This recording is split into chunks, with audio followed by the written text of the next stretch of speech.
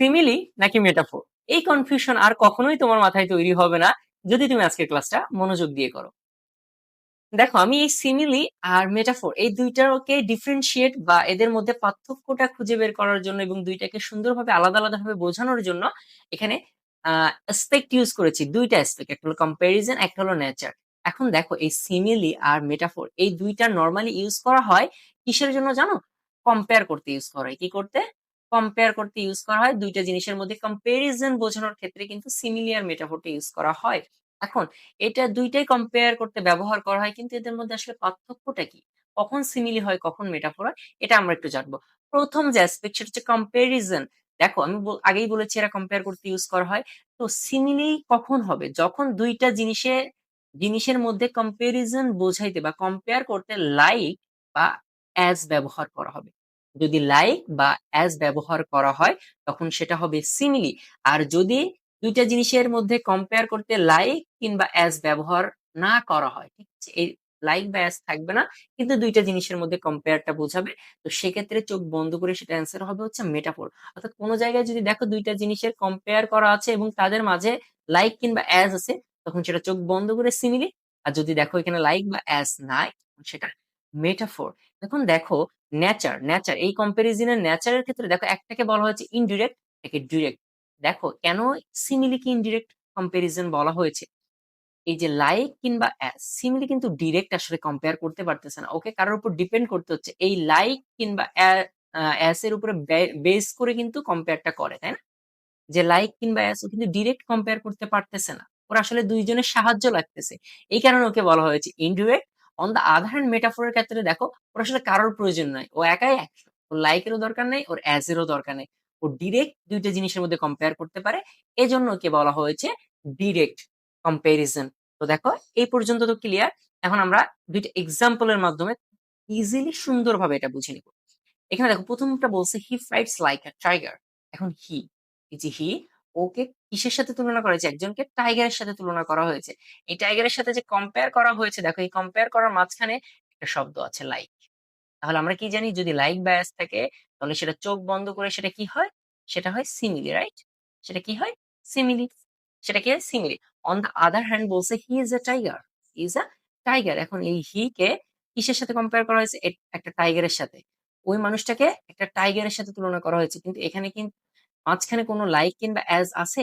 না, এখানে লাইক কিংবা অ্যাজ নাই। এজন্য এখানে ডিরেক্ট কম্পারিজন বুঝিয়েছে, আর ডিরেক্ট কম্পারিজন হলেই সেটা কি হয়ে যায়? সেটা হয়ে যায় মেটাফোর, রাইট? সেটা কি হয়ে যায়? সেটা হয়ে যায় মেটাফোর। চলো এইবার তোমাদের যে পাঠ্য বই আছে, পাঠ্য বইয়ের দুইটা এক্সাম্পল দিয়ে আমরা আরো সুন্দর করে বুঝি নিই।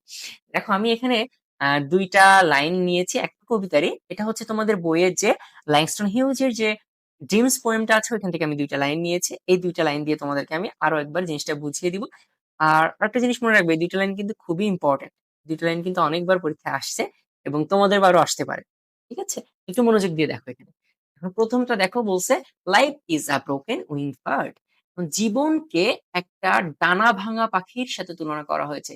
জানো জীবন কখন ডানা ভাঙা পাখির মতো হয়ে যায়? যখন জীবনে কোনো লক্ষ্য থাকে না, যখন জীবনে কোনো ইন্সপায়ারেশন থাকে না, যখন জীবনে কোনো তোমার গোল থাকে না, ড্রিম থাকে না। একটা ড্রিমলেস মানুষ হলো একটা ডানা ভাঙা পাখির মতো। ঠিক আছে? এখন দেখো, এই যে এই লাইফটাকে একটা ডানা ভাঙা পাখির সাথে তুলনা করা হয়েছে, কিন্তু এর মাঝখানে কিন্তু কোনো লাইক অথবা অ্যাজ নেই। লাইকও নেই, অ্যাজও নেই। তাহলে যেহেতু লাইক এবং অ্যাজ ছাড়াই এখানে কম্পেয়ার করা হয়েছে, তাহলে এটা কি হবে? এটা হবে হচ্ছে মেটাফোর। এটা কি হবে? এটা হবে একটা মেটাফোর।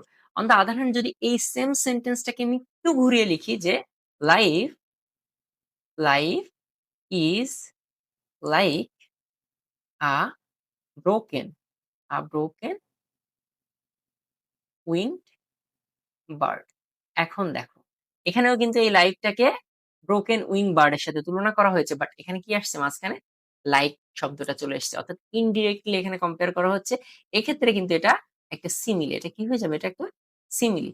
সেম ভাবে পরের লাইনটা বা দেখি আমরা, বলছে life is a barren field. জীবনকে একটা ব্যারেন ফিল্ড, অনুর্বর জমির সাথে তুলনা করা হয়েছে। এটাও সেম। জীবনে যদি লক্ষ্য না থাকে, কোনো অ্যাসপিরেশনস না থাকে, কোনো গোল না থাকে তখন তোমার লাইফটা একটা অনুর্বর ভূমির মতো। অনুর্বর ভূমিতে যেমন কোনো ফসল হয় না তেমন সেমনি তোমার লাইফেও কোনো সাকসেস আসার সম্ভাবনা নেই। তোমার লাইফটা হচ্ছে লাইফলেস, ঠিক আছে? On kind of. এখন দেখো life is a barren field. এখানে এই ২ টার মধ্যে কম্পেয়ার করতে কিন্তু কি কোন রকমের উম লাইক কিংবা লাইক কিংবা অ্যাজ ব্যবহার করা হয়নি। তাহলে যেহেতু লাইক কিংবা অ্যাজ নাই তাহলে এটা কি হয়ে যাবে বলতো? এটা একটা মেটাফর। এটা একটা মেটাফর। কিন্তু এই সেন্টেন্সটাকে আমরা আবারও একটু ঘুরিয়ে লিখি।